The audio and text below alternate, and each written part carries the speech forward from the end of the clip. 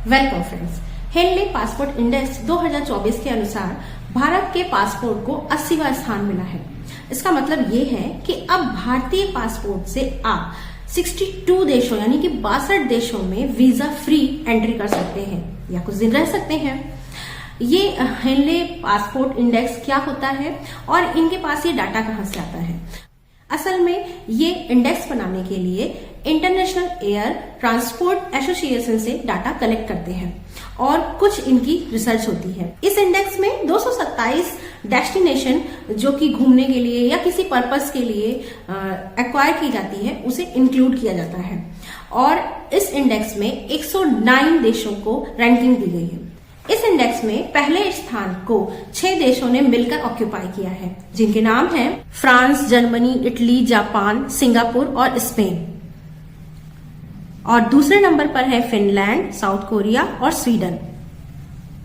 इन देशों ने पहले और दूसरे नंबर पे अपने पासपोर्ट की रैंकिंग दर्ज कराई। मतलब इन देशों का पासपोर्ट जिस इंसान के पास होगा या जिस नागरिक के पास होगा वो 193 देशों में वीजा फ्री ट्रैवल कर सकता है या वहां कुछ दिनों के लिए स्टे कर सकता है।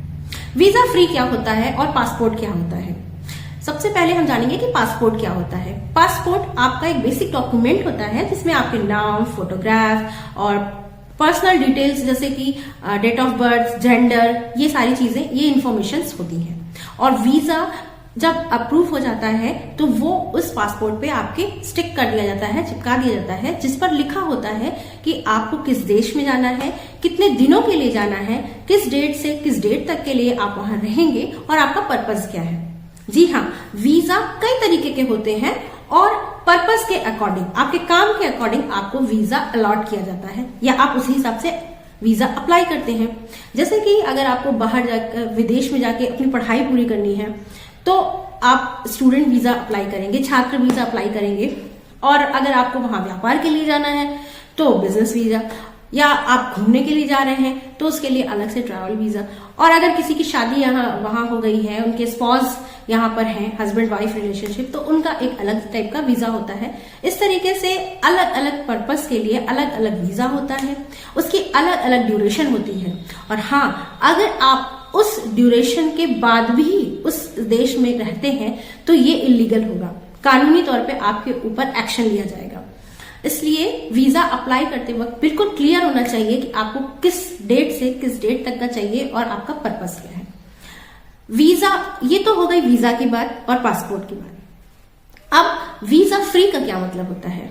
वीजा फ्री होने का मतलब ये होता है कि आपके देश का पासपोर्ट आपको ये अलाउ करता है कि आप किस किस कंट्री में बिना वीजा के जा सकते हैं, सिर्फ पासपोर्ट दिखाकर। ऐसा क्यों कि हमें कुछ देशों में वीजा अप्लाई करना पड़ता है और कुछ देशों में सिर्फ पासपोर्ट से ही काम चल जाता है।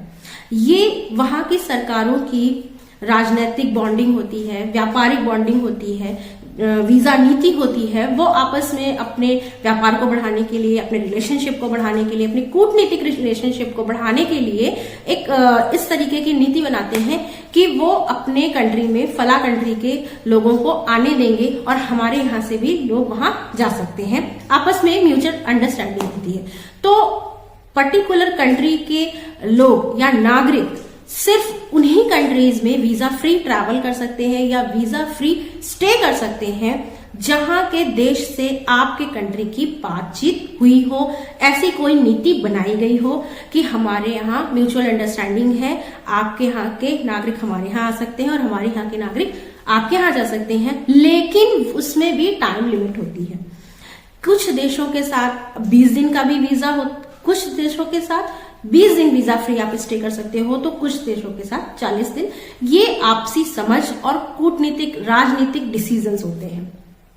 इस तरह के डिसीजन या इस तरह की अंडरस्टैंडिंग जिन देशों के साथ पर्टिकुलर देश की बन जाती है वहां आप वीजा फ्री ट्रैवल कर सकते हो, स्टे कर सकते हो। लेकिन कभी कभी ऐसा भी होता है कि एक साइड से तो वीजा फ्री रहती है लेकिन दूसरे साइड से वीजा अप्लाई करना पड़ता है। ऐसा भी एक एग्जांपल है। कैनेडियन लोग वीजा फ्री होके कैनेडियन में जा सकते हैं कंट्रीज में, लेकिन वहां के लोग कनाडा में बिना वीजा के नहीं अलाउड है। तो ऐसा भी होता है कि कुछ देश अपने लोगों को तो अलाउ कर देते हैं, या कुछ कंट्रीज दूसरी कंट्री को अलाउ कर देती है, लेकिन वो कंट्री पर्टिकुलर कंट्री को अलाउ नहीं करती है। ऐसा इसलिए क्योंकि कुछ लोग चाहते हैं कि वहां का पर्यटन बढ़े, वहां लोग आए, वो एक्सप्लोर हो, वो फेमस हो, लोग उन्हें जाने। कुछ भी रीजन उनके हो सकते हैं, और अगला उनका रीजन कुछ और भी हो सकता है कि वो म्यूचुअल नहीं चाहते, म्यूचुअल अंडरस्टैंडिंग नहीं चाहते हैं। तो इस तरह से आपने जाना कि क्या होता है वीजा, क्या होता है वीजा फ्री, क्या होता है पासपोर्ट। हमने ये भी जान लिया कि इस इंडेक्स में नंबर 1 पे कौन सी कंट्री है, नंबर 2 पे कौन सी कंट्री है, और वो जिनके पास ये वीजा है नंबर 1 कंट्रीज वाले, वो कितनी कंट्रीज यानी 193, 192 कंट्रीज में वीजा फ्री ट्रैवल कर सकते हैं। That is can call hustle free travel कर सकते हैं। और सबसे लास्ट में कौन है? सबसे लास्ट में है अफगानिस्तान, 104 यानी कि सबसे लास्ट रैंक मिली हुई है।